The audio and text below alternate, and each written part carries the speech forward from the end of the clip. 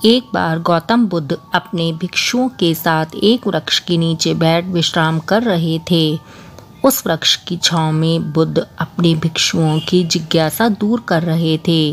बुद्ध के सभी भिक्षु एक एक करके उनसे प्रश्न पूछ रहे थे और गौतम बुद्ध उनके प्रश्नों के उत्तर दे रहे थे।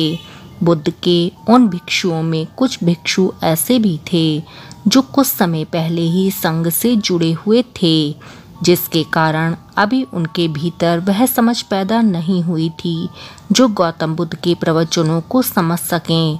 गर्मियों का समय था, सूर्य अपने चरम पर था और चारों तरफ धूप ही धूप थी, लेकिन उस वृक्ष के कारण बुद्ध और उनके सभी भिक्षु आराम से छांव में बैठे हुए थे। इतने में ही गौतम बुद्ध के एक भिक्षु की नज़र एक बूढ़े व्यक्ति पर पड़ती है जो उस वृक्ष के पास से ही गुजर रहा था।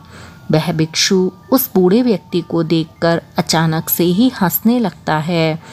उस बूढ़े व्यक्ति की उम्र बहुत ज़्यादा हो गई थी, जिसके कारण उसकी कमर मुड़ गई थी। उस बूढ़े व्यक्ति के हाथ में एक डंडा था, जिसका सहारा लेकर वो बूढ़ा व्यक्ति अपनी मंजिल तक पहुंचने का प्रयास कर रहा था। उस बूढ़े व्यक्ति का शरीर केवल हड्डियों का ढांचा मात्र था। अपने भिक्षु को हंसता देख बुद्ध उससे कहते हैं कि मेरे प्रिय भिक्षुओं, कृपा कर हंसो मत, क्योंकि जिस व्यक्ति को देखकर तुम अभी हंस रहे हो वो कोई साधारण व्यक्ति नहीं है, बल्कि वह व्यक्ति इसी क्षण तुम्हारे जीवन को रूपांतरित करने की क्षमता रखता है। जो आज तक तुम्हें मैं नहीं सिखा पाया, वह बूढ़ा व्यक्ति तुम्हें सिखा रहा है। इसके द्वारा दी गई सीख को बेकार ना करो। बुद्ध की ये बात सुनकर वह भिक्षु बुद्ध से कहता है कि मुझे क्षमा करें बुद्ध, पर मुझे ये समझ में नहीं आ रहा है कि जो बूढ़ा व्यक्ति जो खुद अपने शरीर को और अपनी बीमारियों से लाचार है, वो मुझे क्या सिखा सकता है। फिर बुद्ध उस भिक्षु से कहते हैं कि ये बूढ़ा व्यक्ति तुम्हें तुम्हारा भविष्य दिखा रहा है।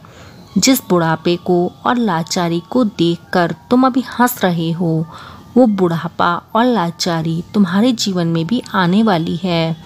वह बूढ़ा व्यक्ति तुमसे कह रहा है कि अभी समय है, इस स्वस्थ शरीर का अच्छे कर्म करने के लिए उपयोग करो।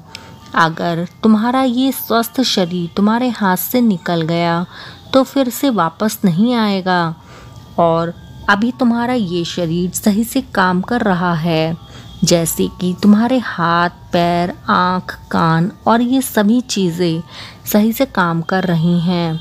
क्या ये छोटी बात है और क्या तुम इसे मामूली सी बात समझ रहे हो?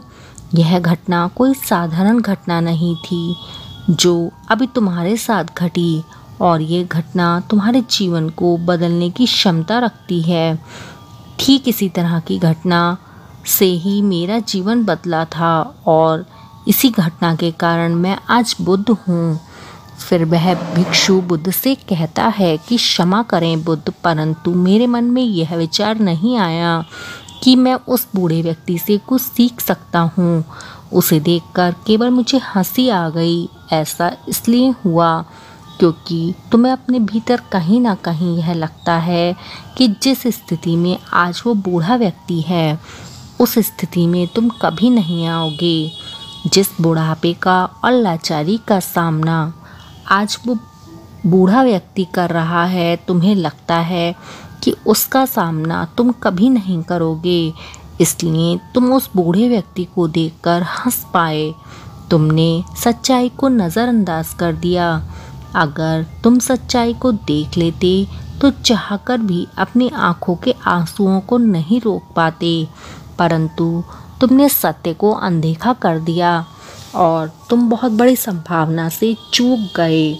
बुद्ध की ये बातें सुन वो भिक्षु बुद्ध से क्षमा मांगता है और ये निश्चय करता है कि वह अपने स्वास्थ्य का उपयोग अपने अहंकार को बढ़ाने में नहीं, बल्कि परम सत्य को पाने में करेगा।